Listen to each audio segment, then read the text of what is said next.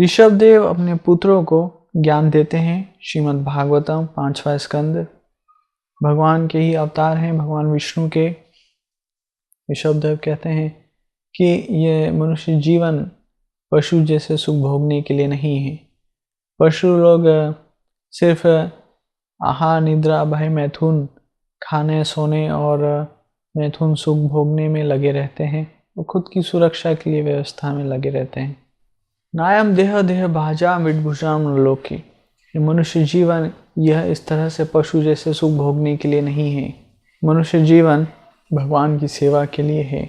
संसार में लोग पशु जैसे सुख भोगने के लिए प्रयास कर रहे हैं। खाने, सोने और सेक्स का सुख तो पशु जीवन में भी है। हम कई जन्मों से इस भौतिक जगत में भटक रहे हैं, जन्म मृत्यु के चक्र में भटक रहे हैं। और इस खाने, सोने और सेक्स का सुख तो हमने पिछले कई जन्मों में भोगा है, और आने वाले जीवन में भी, जन्मों में भी हम इस खाने, सोने और सेक्स का सुख भोग सकते हैं। और इस मनुष्य जन्म को हमें कृष्ण की सेवा में, तपस्या में लगाना चाहिए।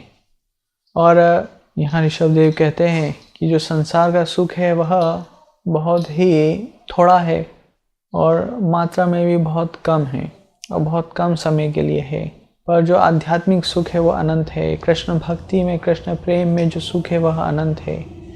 तो यहाँ पर हमें चाहिए कि हम तपस्या करें और हम शुद्ध हों, और शुद्ध होके फिर कृष्ण प्रेम जागृत होगा और उस सुख के लिए हमें प्रयास करना चाहिए। संसार का सुख तो पशु भी प्राप्त कर सकता है, तो हमें आध्यात्मिक सुख के लिए प्रयास करना चाहिए। और इसीलिए मनुष्य जीवन है।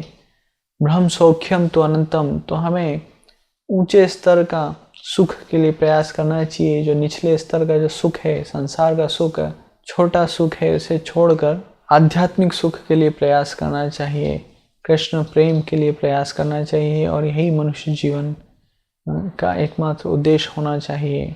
प्रहलाद महाराज कहते हैं, येन मैथुनादि गृहमेदि सुखम ही तुच्छम।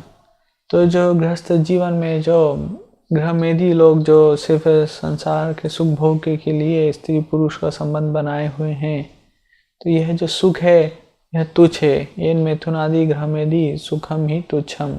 आजकल के सभी गृहमेदी हैं जो किसी यम नियम का पालन नहीं करते हैं। किसी आश्रम के जो शास्त्रों में जो नियम बताए गए हैं उसका पालन नहीं करते, तो वो गृहस्थ आश्रम नहीं है। जो भी भले ही पति पत्नी हो, तो वे किसी शास्त्रों के नियमों का पालन नहीं कर रहे हैं, इसलिए उन्हें गृहमेदी कहा जाता है। तो प्रहलाद महाराज कह रहे हैं, ये मैथुनादि गृहमेदी सुखम ही तुच्छम।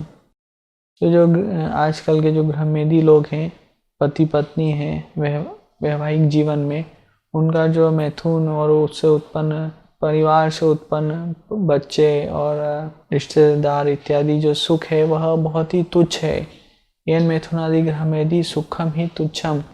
तो यहाँ पर प्रहलाद महाराज भी कह रहे हैं कि हमें भक्ति का जो सुख है वो अनंत है, और उस दिव्य सुख के लिए हमें प्रयास करना चाहिए। जो तुच्छ सुख है परिवार का, उसे त्यागना चाहिए और तपस्या करके उस अनंत सुख के लिए प्रयास करना चाहिए।